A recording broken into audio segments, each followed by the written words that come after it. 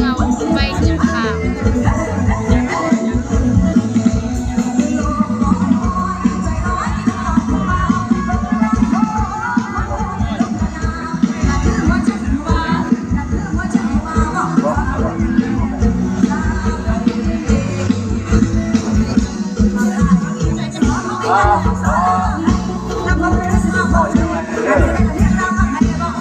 บางแก่งโคนะครับและตำบลคอท่อ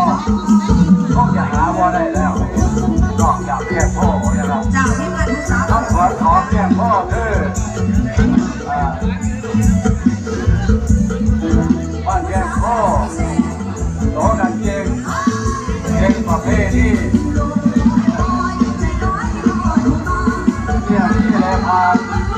มีน้ำมีแลบาทแต่ก็มีน้ำ